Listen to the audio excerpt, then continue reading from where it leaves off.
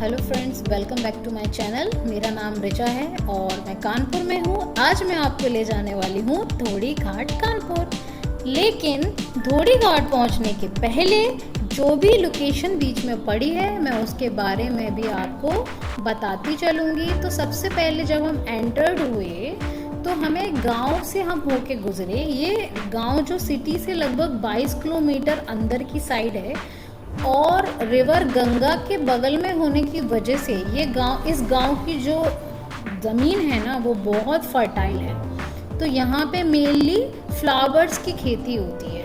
और कौन से फ्लावर की खेती होती है? रोजेस की खेती होती है। तो आप देख सकते हो जैसे जैसे मैं आगे जा रही थी और मुझे फसल दिखाई दे रही थी रोजेस की। आगे जब आप इस वीडियो में आगे देखेंगे तो मैंने कुछ पिक्चर्स भी मेंशन करी हैं और मैंने वहाँ पे लिखा हुआ भी है, तो आप देख सकते हो। जब आप इस जगह को विजिट करने के लिए आओगे तो आप खुद ही ऑब्जर्व कर लोगे। तो चलिए दोस्तों, आगे बढ़ते हुए मैं आपको थोड़ी सी चीज़ें और बताती हूँ। जब मैं इस गांव से होके गुजर रही थी तो मुझे यहाँ पे पता लगा कि यहाँ पे Dhamma Kalyan Kanpur international Vipassana meditation centre भी है। अब आप सोच रहे होगे ये क्या होता है। तो जो विपश्यना है वो लॉर्ड बुद्धा ने एक तरीके से उनकी एक टीचिंग है, एक मेडिटेशन का तरीका है जो कि 25,000 साल पहले लॉर्ड बुद्धा ने इसको बताया था। इसमें क्या होता है, इस सेंटर में जब आप जाते हो तो यहाँ पे 10 डेज रूल्स होते हैं। मतलब 10 दिन के लिए आप यहाँ पे मेडिटेशन करोगे और 10 दिन में हर एक दिन 11-11 घंटों का यहाँ पे मेडिटेशन होता है, जिसमें आप आपस में कम्युनिकेशन नहीं करते हो, ना ही आप हैंड जेस्चर्स कर सकते हो, ना ही आई कांटेक्ट करते हो। बस आपका जो स्केड्यूल है सुबह से लेके शाम का, सुबह 4 बजे उठना, उसके बाद घंटी बजती है, फिर जो भी आपका डेली का रूटीन होता है जैसे ब्रेकफास्ट करना, पूजा करना, लंच करना, डिनर करना 9 बजे तक। तो एक वो पूरा एक स्केड्यूल फिक्स होता है यहाँ पे, ठीक है। और बीच बीच में टाइमिंग फिक्स होती है जहाँ पे आप जाके मेडिटेशन भी करते हो, ठीक है। तो ये तो बता दिया मैंने आपको विपश्यना के बारे में कि किस तरीके से मेडिटेशन होता है। पर विपश्यना है क्या, क्यों करते हैं लोग इसको? विपश्यना का मतलब होता है to see things as they really are. चीज़ों को वैसे देखना जैसे उसका वास्तविक रूप है, उस तरीके से उसको समझना।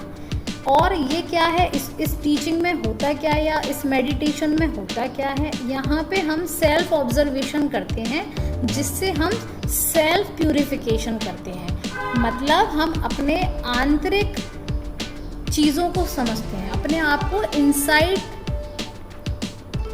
समझते हैं, मतलब अंदर से समझते हैं हम खुद को। तो इसका मतलब ये होता है, अगर आपको मेडिटेशन करना पसंद है या आपको लॉर्ड बुद्धा की टीचिंग में इंटरेस्ट है तो आप इस मेडिटेशन सेंटर में आ सकते हो। आपको बहुत अच्छा फील होगा और आपका जो बॉडी है, जो माइंड है, वो उसका सबका प्यूरिफिकेशन हो जाएगा और आप बहुत अच्छा महसूस करेंगे।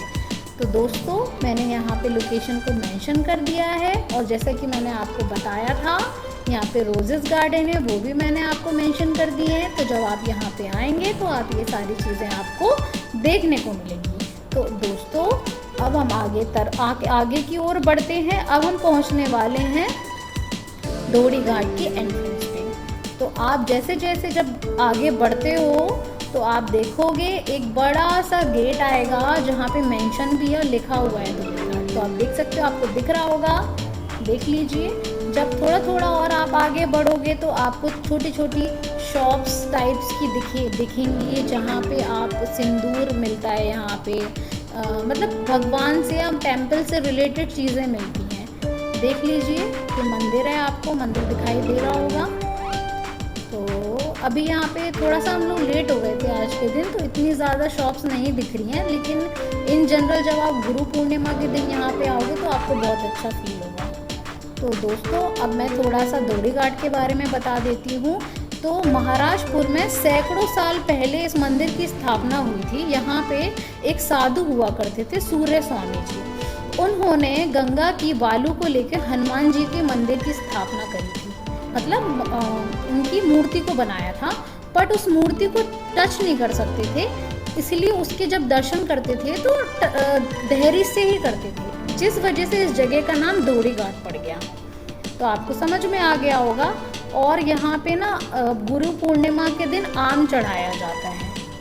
तो आप देख लीजिए, आपको गंगा रिवर का एक व्यू भी दिखाई दे रहा होगा। जब आप यहाँ पे आओगे तो यहाँ पे आप बोटिंग भी कर सकते हो। और यहाँ पे मेनली क्या होता है, जब शादी होती है तो जो नवविवाहित जोड़े होते हैं वो यहाँ पे स्नान करने के लिए आते हैं। तो जब मेरी शादी हुई थी तब मैं भी मेरे हस्बैंड के साथ यहाँ पे आई थी। तो वही यादें ताज़ा करने के लिए हम दोबारा धोड़ी घाट आ गए हैं। तो आप देख सकते हैं, मैं आपको व्यू दिखा रही हूँ, कितना अच्छा लग रहा है।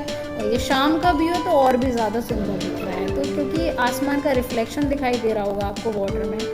तो फिर एक हमने सोचा एक अच्छी सी पिक्चर क्लिक कर लेते हैं। तो देखिए, वो भी मैंने मेंशन कर दी है।